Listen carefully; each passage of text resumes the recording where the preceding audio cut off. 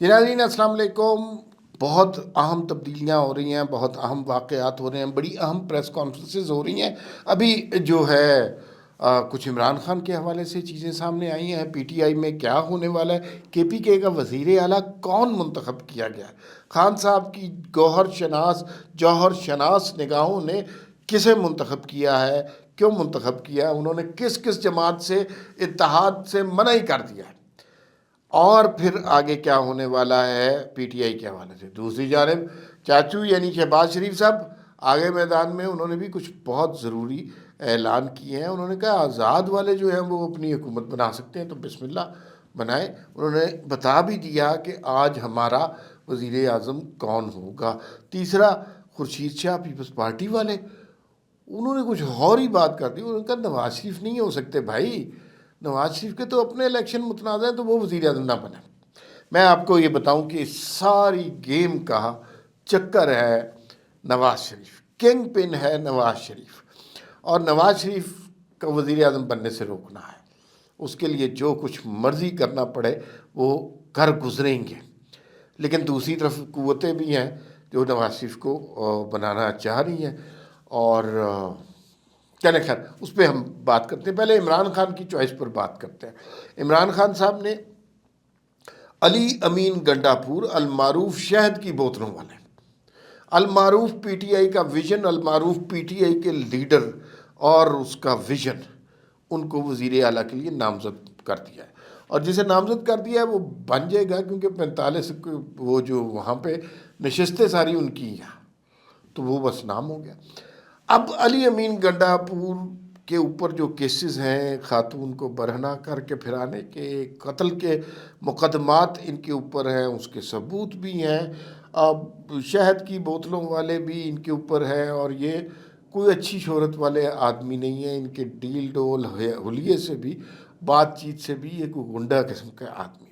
یہ فیصلہ کیوں کیا گیا ہے؟ اس لیے کہ یہ بنیادی طور پر اسٹیبلشمنٹ کو نیچا دکھانے کے لیے، ذلیل کرنے کے لیے، انہیں ہیوملیٹ کرنے کے لیے کہ میں تمہارے صوبے کے ساتھ یہ سلوک کر سکتا ہوں، اور وہ سلوک صوبے کے ساتھ ہو رہا ہے.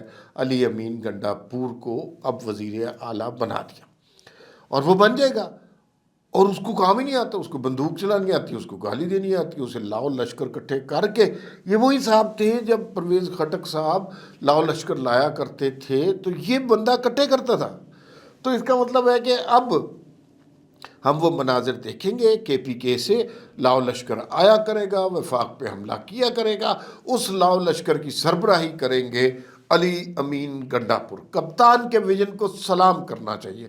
کپتان نے پہلے تحریک انصاف والوں کو ویژن بیچا کہ عثمان بزدار وسیم اکرم پلس ہے، اتنا ذہین آدمی ہے، ایک لفظ نہیں بولتا. بعد میں پتہ چلا اصل گیم تو بشرا بی بی اور فرح گوگی کر رہے تھے. عثمان بزدار تو مٹی کا مادھو سا ایک بٹھایا ہوا تھا، اس کو جو کہتے تھے وہ سارے لا کے کر دیتا تھا.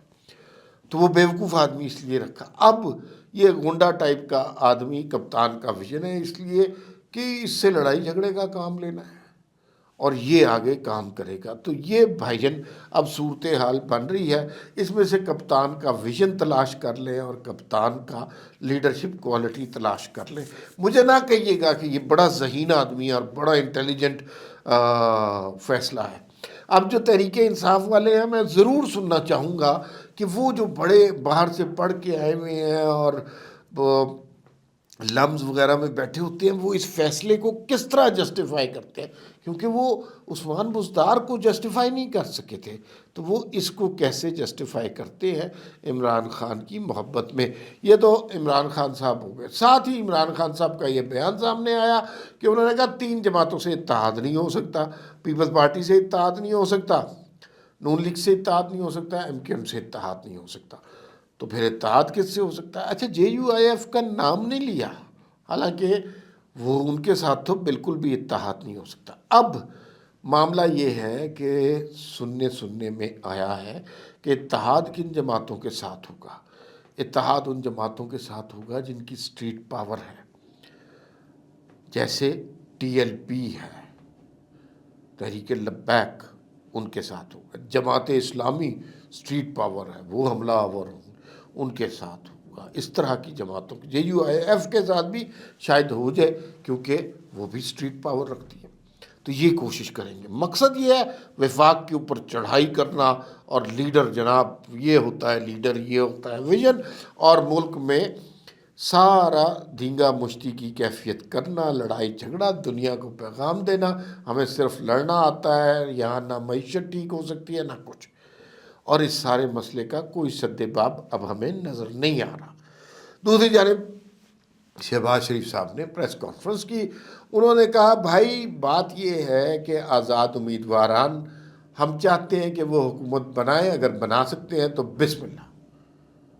اتنا تو چاچو کو ہی پتہ ہے کہ آزاد امیدواران حکومت نہیں بنا سکتے، اتنی ان کی تعداد نہیں ہے، 91 بندے ہیں، اور 91 بندے نہ ان کے ساتھ مسلم لیگ کاف ملے گی، نہ MQM ملے گی، نہ پیپلز پارٹی ملے گی، تو 91 بندے کچھ بھی نہیں کر سکتے۔ لہٰذا شہباز شریف صاحب کو بہت اچھی طرح پتہ ہے کہ وہ نہیں بنا سکتے، لہٰذا انہوں نے کھلے دل سے آفر کی، بنائیں جی بنائیں۔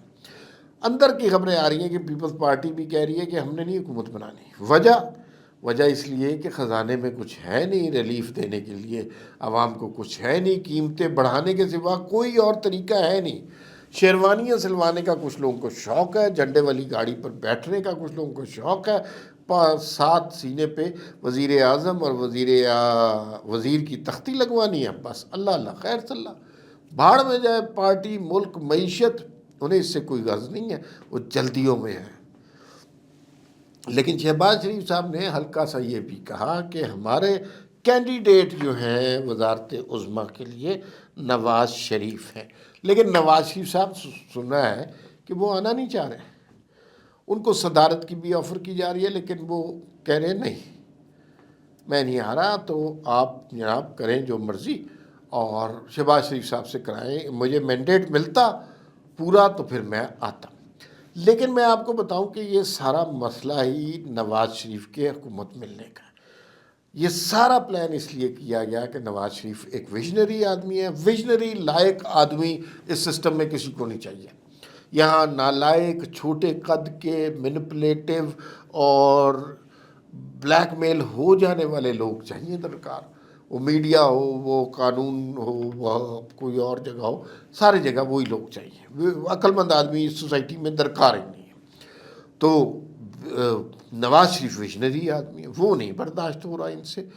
اور آج مزے کی بات یہ، خورشید شاہ صاحب پیپلز پارٹی کے سینئر آدمی نواز شریف کو ملیں گے، ان کے گھٹنوں کو ہاتھ لگا کے ملیں گے۔